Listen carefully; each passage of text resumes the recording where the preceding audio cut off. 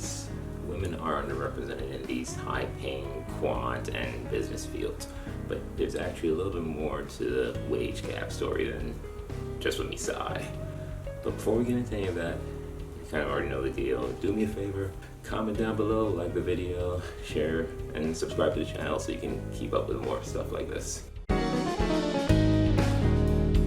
The wage gap story more recently has kind of gone into this question of STEM versus heart.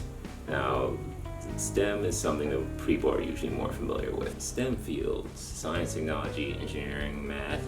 In 2020, women were pretty underrepresented in these fields, and that's kind of been the case for years, if not decades, at this point in the United States. On the other end, you have jobs that are called the heart jobs: health, education, art. So women, for example, make up around 45% of all the full-time workers in the United States. But of CEOs, they only make up 31%. Of computer programmers in 2020 was only around 21%.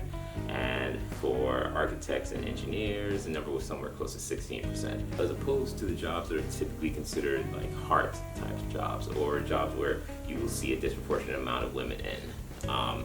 Thinking of jobs like post-secondary education, right? Over half of teachers in post-secondary fields in the United States are women. 86% of social workers in the United States are women, and 87% of registered nurses in the United States are women. So, you have women who are disproportionately represented in some of these jobs that are more health and kind of education and otherwise low pay focused, while you have a clear underrepresentation in the jobs that are like more quantitative and business related, the fields that you expect to pay a lot more. The issue though is that regardless of whether or not you're talking about the STEM or hard job, women within all these occupations for the most part are underpaid, whether or not they're CEOs or registered nurses. Actually, fast food work. Why are fast food workers paid more if they are women? Well, the thing is, fast food as an occupation, or at least fast food work as an occupation, gives us a lot of insight into what's actually going on with the wage gap and a better way to understand ways to overcome it. So in 2020, full-time fast food workers actually were paid around 2% more if they were women. Now, that difference probably isn't that major, that's statistically significant. We could probably get away with saying that the pay between the two groups is actually more or less equal. But there's something interesting about fast food workers, full-time fast food workers, having such equal pay parity that reveals a lot about that wage gap that isn't so easy to see off the bat. First off, there's probably some part of the wage gap that's due to penalties related to just having a child, to being pregnant, right? The reason why full-time fast food workers are probably experiencing such equal pay regardless of gender is because to be a full-time fast food worker, you effectively have already decided that you won't need to take time off or anything, right? Because if you do, typically your scheduling would end up bumping you down below full-time.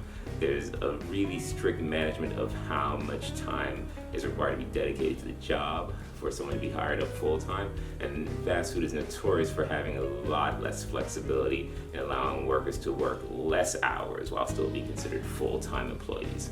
So a lot of the people who do self-select to be fast food workers are probably people who are able to, or not in a position where they're caring for someone. They're probably able to dedicate so much time because they don't have a child at home that they have to end up raising, or at the very least because they are not at that current moment a pregnant person. So they're able to work the same hours as their male peers, which means that they end up making the same pay as them. The other thing that's notorious about fast food work is that the pay is pretty much what we consider homogenous.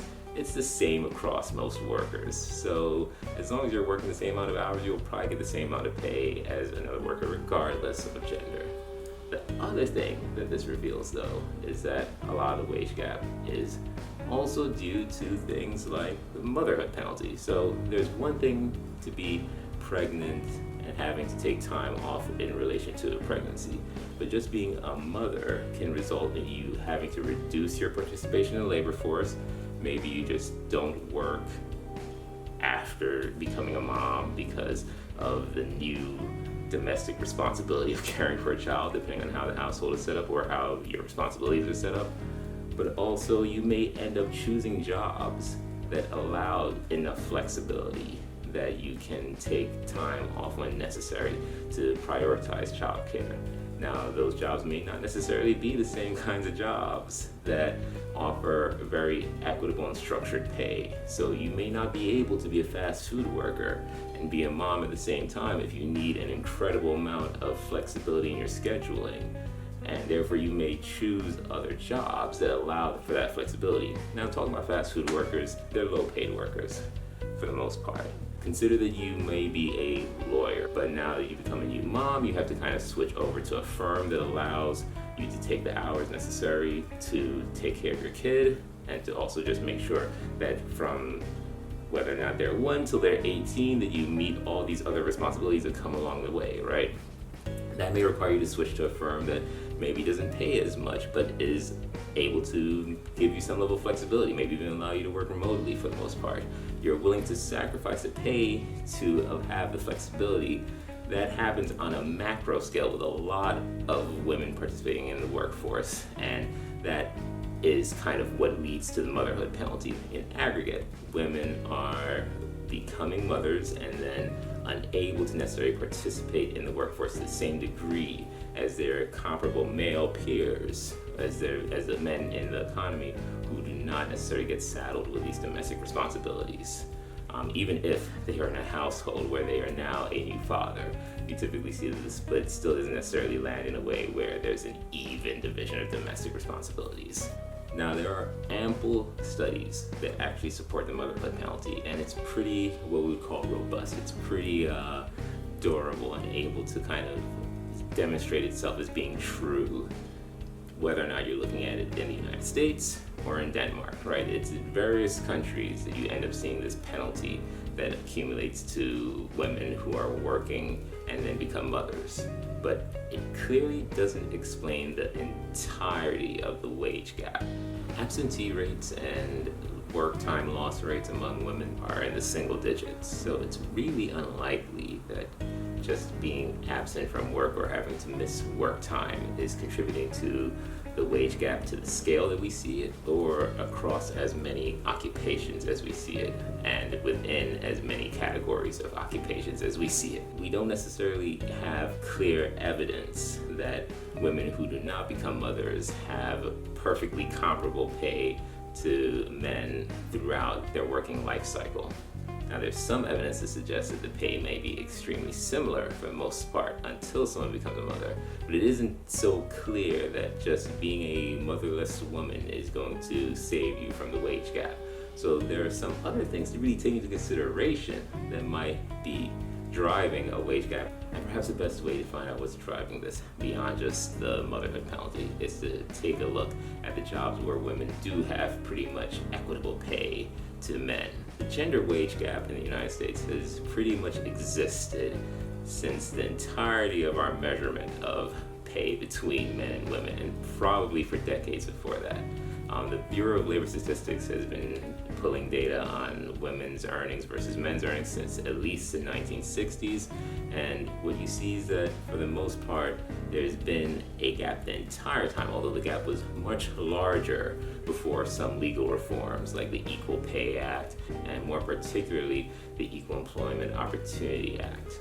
On top of that, changes in the United States' economic base, in particular a kind of offshoring of manufacturing from a lot of urban centers, really hollowed out job opportunities for low educational attainment men in the United States. And what you see is that while wage gains continue to happen after the 70s in the US, most of those wage gains were accrued by women entering the workforce and participating in the growing US service economy. So part of what we see is closing the wage gap over time has also been that wages for men, and in particular for low educational attainment for men with high school diplomas hasn't really been growing in the US at all since the 1970s. All that comes together to really reduce the wage gap from the 1960s, a difference of 60 cents for every dollar a man makes, to what's currently something closer to around 87 cents for every dollar a man makes. Despite changes in legal reform, right, it's clear that discrimination is still an issue in the labor market, but it's definitely a different landscape than what existed in the 1960s. And now there are some jobs that may give us a little bit better insight into how we can overcome the bit of the wage gap that does still exist, the difference between that 87 cents and the dollar that a man makes. So today there are some fields that have some really excellent pay parity, and it's interesting what kind of fields those are. We've already brought up fast food as one of them, right? Retail is another area where you typically see some better balance in pay between men and women, but also bus driving. Now, what is odd about bus driving is that compared to the other two fields, it's actually one where women are woefully underrepresented. Women make up a little bit more than a third of all bus drivers in the United States. But what this does give us some insight into is what might be common among all these jobs that allows for women to make equitable pay to men. Now, it's probably similar to what we've already brought up with fast food earlier in the video, right? Women are probably self-selected into being full-time workers in these positions because they may not be at the stage in their life where they have already become mothers, and therefore they're able to work full-time in these fields. And as long as they are working full-time in these fields, the pay is so structured that they are almost certain to get as much as a man spending the same amount of time in this occupation.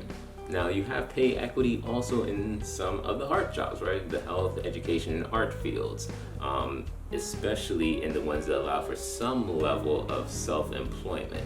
So you see occupations like healthcare support and counselors, fields where, yes, you might be working in an office in some contexts, right? You can imagine a school counselor, for example, and healthcare support staff in a hospital for sure.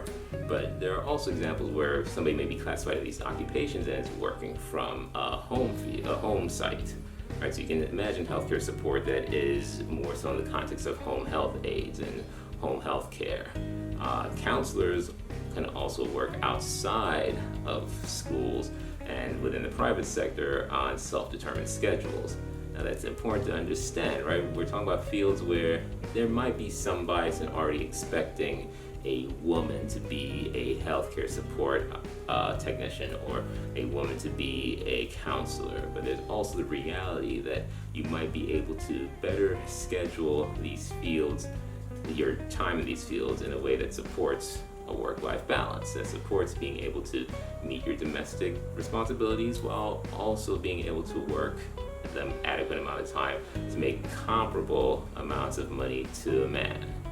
So to some extent, the ability to determine your schedule seems to be important, seems to play out in some of these jobs. Now, the thing that's interesting to understand as well is that you do see some pay equity in some occupations in the STEM area as well, but usually these are more focused on public interest. So civil engineering, as a matter of fact, stands out as one of those areas where you don't have a large proportionally amount of women participating, but you do have near equitable pay between the two genders. And part of that might be that when you're talking about jobs that are focused on public interest and are in government, there is better pay transparency and more structure to someone's rights to take time off. So in these fields, it's more likely that a woman will be able to enter and still be able to make as much as a man while having the same access to self-determined time off that allows them to care for domestic responsibilities while also balancing work responsibilities. So the major takeaway with the wage gap, right, is that motherhood does matter, that there is some level of motherhood penalty, and there's some evidence that women are penalized by pay for having kids. But the real root of all of these issues, and probably the main root of the wage gap between men and women, is really the inflexibility of our current labor market. If you're a woman in the labor market, you have to not only deal with domestic responsibilities that have been stereotypically tasked to you, or perhaps because you're the head of household, you by default have to take care of these responsibilities. And there are more heads of households who are women compared to what was going on even decades ago. But also, on top of that, you basically get the short end of the stick when it comes to all of the dynamics that happen in a non-entrepreneurial private sector labor market. So you may not be able to network with the same groups as men who come out of the same level of training or the same educational environments as you do. Those networks typically funnel into certain kinds of jobs, or at least certain kinds of firms. And there may be pay differences between firms for even the same kind of occupation. So while you have people who are preferential groups being funneled into firms that pay more, as a woman participating in the same market, you may already be unlikely to be in these groups. When you start to try to enter the labor market yourself and basically shop around for different firms, you're less likely to be seen as viable a candidate, as somebody who already has networks into certain firms. Firms that you do get pushed into may be actual legitimate participants in their field, but they may pay less than the firms that already have funnels that feed candidates to them. On top of that, you may not necessarily have as much flexibility in choosing your time off or being able to take adequate amounts of time off to handle even more domestic care. So you may be hesitant to become a mother in some of these occupations, or in some cases you may actually just go ahead with it and have to take or suffer the consequences of the lower pay that comes along with having to take time off while working at a firm that already pays less than what may normally be the case for people in this occupation. That trend is actually commonly acknowledged in understanding why you still see pay differences between racial groups, even within the same occupation and same educational levels, because networks and how people network their ways into different occupations do still matter. And you might see people systemically being networked into jobs that pay more, while others kind of are left with the jobs that do still exist but don't pay necessarily the same premium. Another part of the takeaway is that self-employment can be a really great way to break through this gap, right? Because people who employ themselves tend to not underpay themselves. Same thing for self-determined time off. The more flexibility that a worker has to determine when they can take time off, the less likely things like having a child in pregnancy or just the consequences of being a mother in general in the long term will actually impact things like pay for that worker. So things that seem to be very critical to ensuring some level of equity between men and women in the labor market is really, one, do you have some access to self-employment? Because on the surface, if you are self-employed, you're less likely to pay yourself less just because of what gender you are. Other than that, can you find a job that has structured pay grades, right? Structure creates transparency. It's less likely that you'll get more money because you're my friend or because I know you from a certain network and therefore I'm preferential to giving you bonuses and promotions. That's less likely to happen when the qualifications for pay is structured, such as what you see in government jobs or even union jobs. So that's it. Hopefully that clarifies a little bit more about the wage gap in a very short amount of time. If you like the video, like it down below. Make sure you share this with your network. You should probably also subscribe to the channel. Just subscribe and turn on the notification bell so that you know when the next video is coming up. And then you can share that video with your community.